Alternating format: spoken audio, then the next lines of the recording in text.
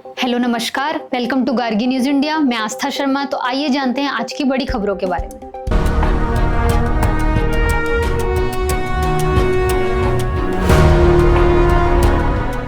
GST council की हुई 56th meeting से ऑटोमोबाइल इंडस्ट्री को बड़ा बूस्ट मिला है। काउंसिल ने डिसाइड किया है कि small cars, motorcycles up to 350 CC, buses, trucks और एम्बुलेंसेस पर जीएसटी अब 28% से घटकर सिर्फ 18% होगा। प्राइम मिनिस्टर नरेंद्र मोदी ने जीएसटी के नए रिफॉर्म्स को नेक्स्ट जनरेशन स्टेप कहा। फाइनेंस मिनिस्टर निर्मला सीतारमण ने अनाउंस किया है कि जीएसटी रेट्स में कट से आम आदमी, किसान, एमएसएमई और मिडिल क्लास को फायदा मिलेगा। न्यू जीएसटी रेट्स 22 सितंबर से लागू होंगे। इससे कॉमन बायर्स के लिए छोटी कार्स और बाइक्स की प्राइसेस 10 से 12% तक कम हो सकती है। साथ ही ऑटो पार्ट्स और एक्सेसरीज पर अब यूनिफॉर्म 18% जीएसटी लगेगा। लेकिन एसयूवीज, लग्जरी कार्स और मोटरसाइकिल्स अबव 350 सीसी को अब 40% जीएसटी स्लैब में रखा गया है। इलेक्ट्रिक व्हीकल्स पर जीएसटी रेट पहले की तरह ही 5% रहेगा।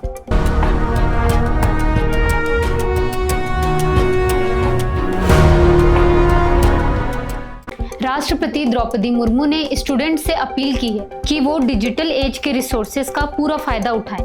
ये बात उन्होंने सेंट्रल यूनिवर्सिटी ऑफ तमिलनाडु के कॉन्वोकेशन सेरेमनी में कही।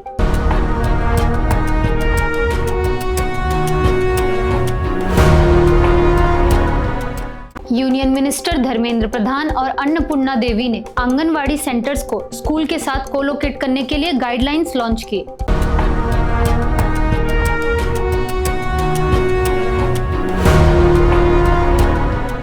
प्रधानमंत्री नरेंद्र मोदी की अध्यक्षता में केंद्रीय कैबिनेट ने 1500 करोड़ रुपए की रिसाइक्लिंग प्रोत्साहन योजना को मंजूरी दी है। इस योजना का उद्देश्य देश में क्रिटिकल मिनरल्स की रिसाइक्लिंग क्षमता बढ़ाना और आपूर्ति श्रृंखला को मजबूत करना है।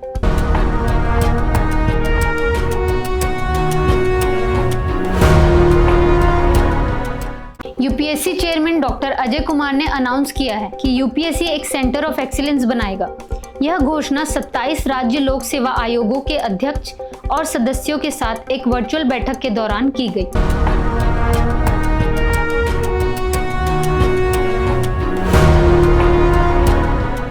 तेलंगाना गवर्नमेंट बथुकम्मा फेस्टिवल को रियो कार्निवल के स्टाइल में मनाने की प्लानिंग कर रही है ताकि ज्यादा से ज्यादा इंटरनेशनल टूरिस्ट अट्रैक्ट हो सकें।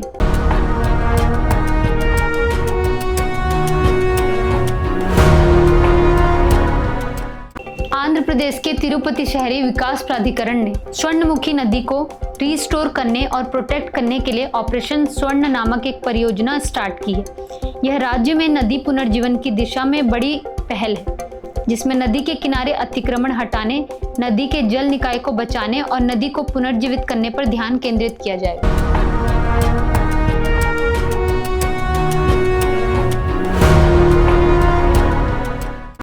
दिल्ली हाई कोर्ट ने सीआरपीएफ के एक टेंडर केस पर अपना फैसला सुना दिया है। कोर्ट ने एसएसएस डिफेंस कंपनी की पिटीशन को खारिज कर दिया है, जिसमें उन्होंने स्नाइपर राइफल और अम्यूनिशन के सप्लाई टेंडर में डिस्क्वालिफिकेशन को चैलेंज किया था। कोर्ट ने कहा कि कंपनी को रिजेक्ट करना ना तो आर्बिट्रेरी था और ना ही अनफेयर, बल्कि टेंडर में दिए गए टेक्निकल स्पेसिफिकेशन के मुताबिक ही था।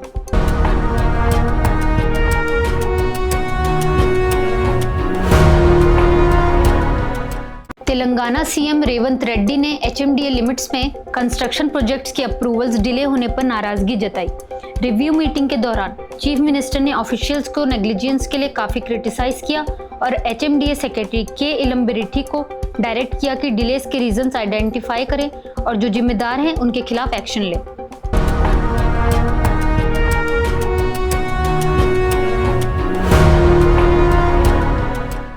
तेलंगाना पॉलिटिक्स में बड़ा बदलाव। के कविता ने अपना रेजिग्नेशन बीआरएस पार्टी को भेजा। एक दिन पहले उन्हें सस्पेंशन मिला था।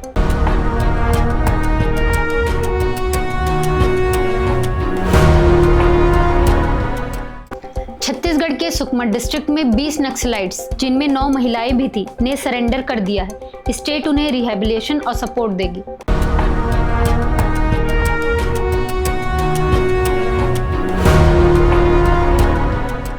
पंजाब में फ्लड्स की वजह से डेथ टोल 37 तक पहुंच गई है। 1.75 लाख हेक्टेयर जमीन पर फसलें खराब हो चुकी हैं।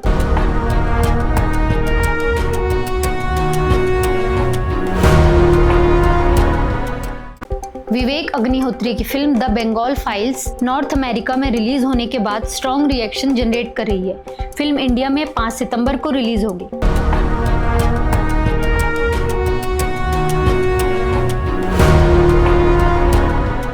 भोजपुरी एक्टर पवन सिंह के खिलाफ 1.57 करोड़ रुपए के फ्रॉड केस का एफआईआर वाराणसी में दर्ज किया गया है।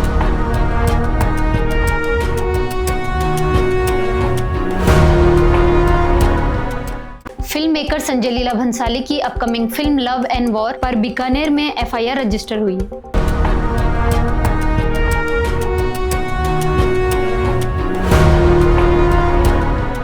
इंडिया के world junior champion Pranav Venkatesh ने स्पेन के जीएम एलन पिचोट को हराकर Fujairah global superstar chess tournament जीत लिया। उन्होंने 9 में से 7 पॉइंट के साथ टूर्नामेंट जीता और USD 23,000 का पुरस्कार जीता।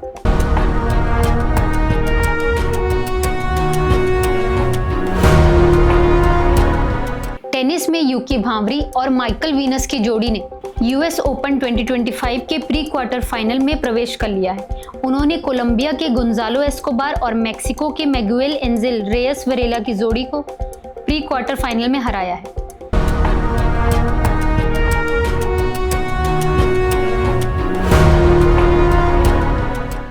बीजिंग में मिलिट्री परेड के दौरान north Korea Kim Jong Un और पुतिन की मुलाकात हुई। दोनों ने अपने टाइज और मजबूत करने की बात कही।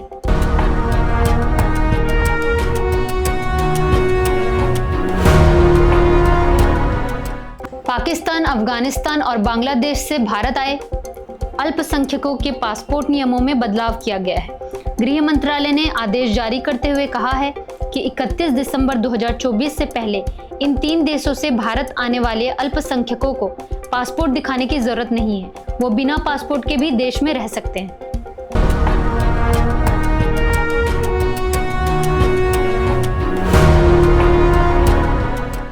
तो ये थी आज की बड़ी खबरें। देखते रहिए Gargi news India and don't forget to like, share and subscribe. मैं आस्था शर्मा, धन्यवाद।